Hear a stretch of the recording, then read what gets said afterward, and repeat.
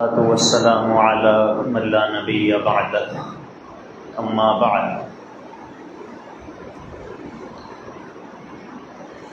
قال الله عز وجل أعوذ بالله من الشيطان الرجيم بسم الله الرحمن الرحيم لقد كان لكم في رسول الله أسوة حسنة سبحان ربك رب العزة عما يصفون وسلام على المرسلين والحمد لله رب العالمين اللهم صل على سيدنا محمد وعلى آل سيدنا محمد وبارك وسلم اللهم صل على سيدنا محمد وعلى آل سيدنا محمد وبارك وسلم اللهم صل على سيدنا محمد وعلى آل سيدنا محمد وبارك وسلم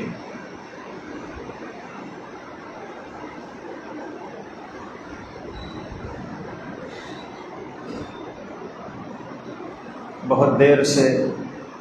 ہم لوگ ایک خاص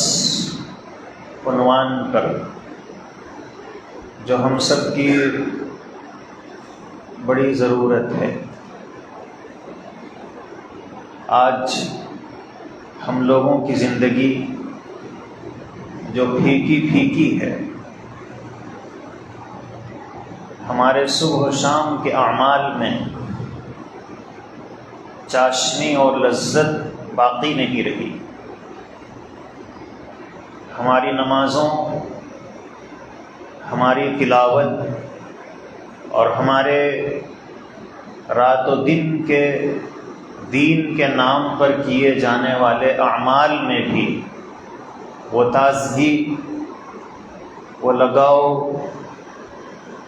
جو ایک مومن کو ہوتا ہے، آج ہم اس سے تہی دامن ہیں۔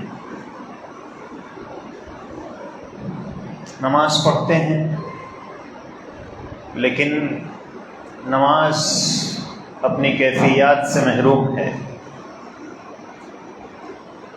اچھے کام کرتے ہیں لیکن ان کاموں کی جو لذت ہے، روح کو جو تازگی ملنی چاہیے، اس تازگی سے ہم محروم ہیں۔ جو کیفیت اور جو حلاوت صحابہ کرام کو اور پچھلے زمانے کے مسلمانوں کو حاصل تھی، ہم اس سے جو محروم ہیں، بظاہر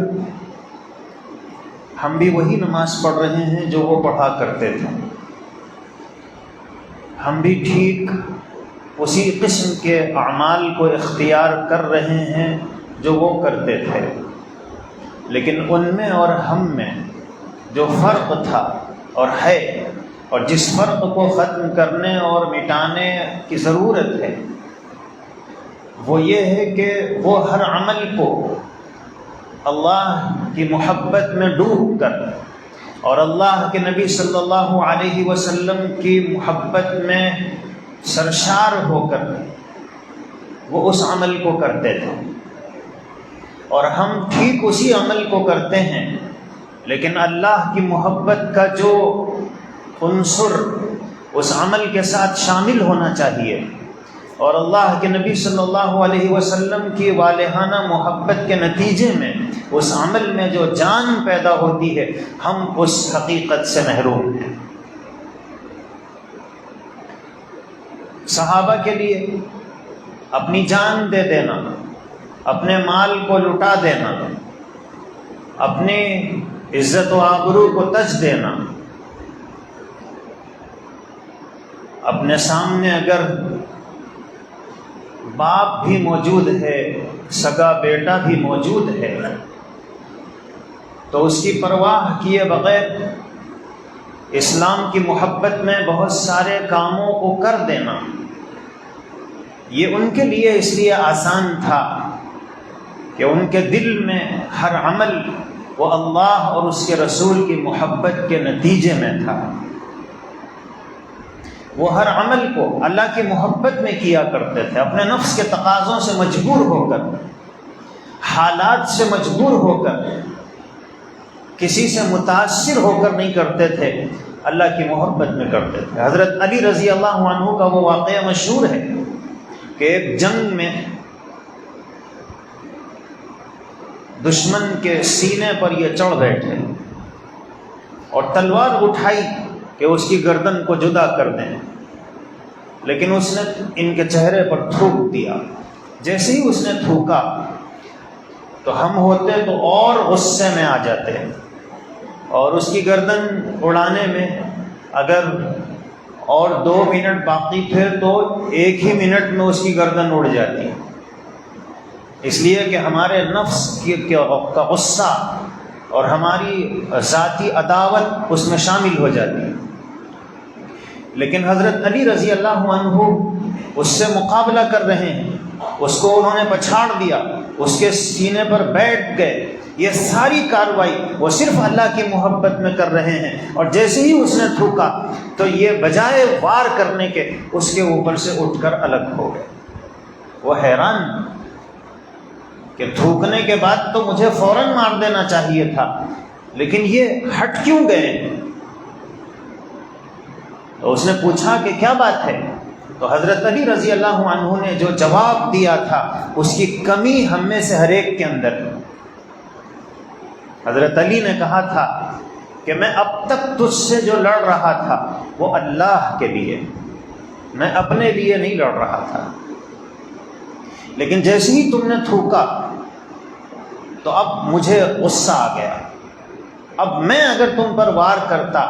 تو اللہ کی محبت کے ساتھ میرا غصہ بھی اس میں شامل ہوتا، اور میں اپنے آپ کے لیے تمہیں قتل کرتا، اور میں نہیں چاہتا ہوں کہ کوئی عمل میں اپنے لیے کروں، میں اللہ کی محبت میں کرنا چاہتا ہوں۔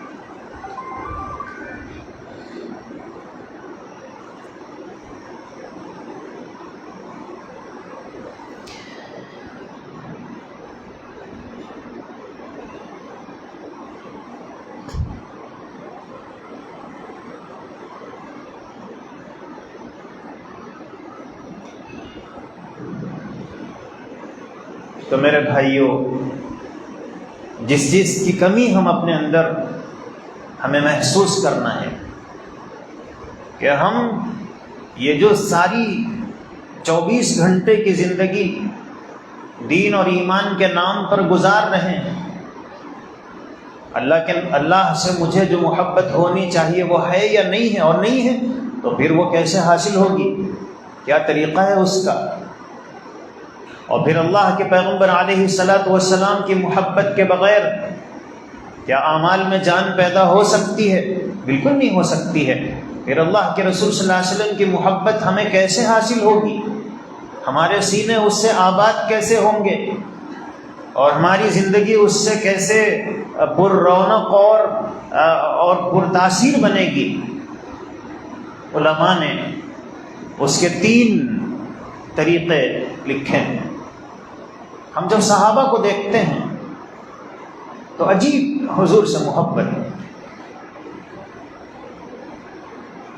ایک صحابی رات کے وقت، رات کا کافی حصہ گزر گیا تھا، اللہ کے پیغمبر علیہ الصلاۃ والسلام کے گھر پر دستک دیتے ہیں۔ حضور اکرم صلی اللہ علیہ وسلم باہر نکلے، تھوڑی دیر انہوں نے حضور کو دیکھا اور واپس جانے لگے۔ تو اللہ کے پیغمبر علیہ الصلاۃ والسلام نے پوچھا کہ بھی تم آئے اور دستک تم نے دی، اور جب میں باہر نکلا تو تم نے کچھ کہا بھی نہیں، اور اب واپس جا رہے ہو؟ تو انہوں نے کہا کہ اللہ کے رسول صلی اللہ علیہ وسلم، میں سونے کی کوشش کر رہا تھا لیکن نیند ہی نہیں آ رہی تھی، اور میں نے سوچا، اور بار بار آپ کی یاد آ رہی تھی،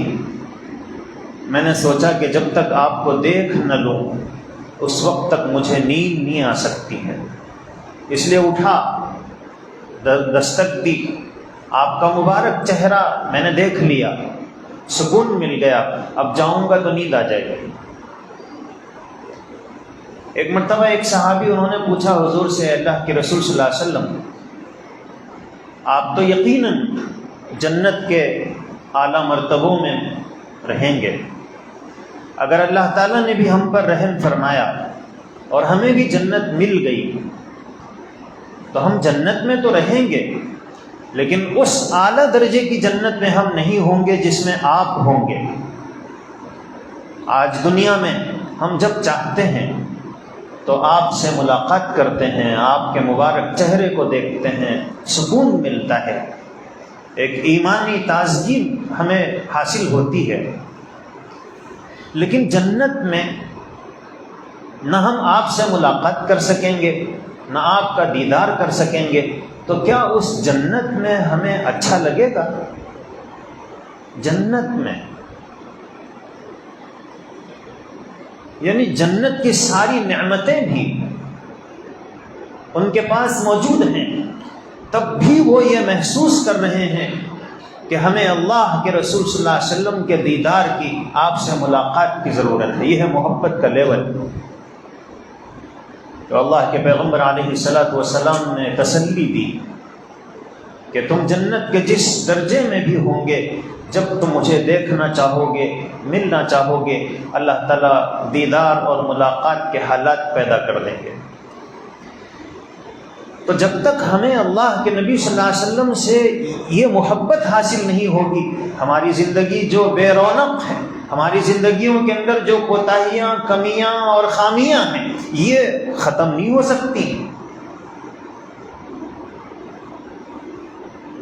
صحابہ کرام، ان کے دل میں جو ہوتا تھا زبان پر وہی ہوتا تھا۔ ایسا نہیں ہے کہ وہ ہماری طرح دل میں کچھ ہے اور زبان پر کچھ لا رہے ہیں، یہ ان کی زندگی میں نہیں تھا۔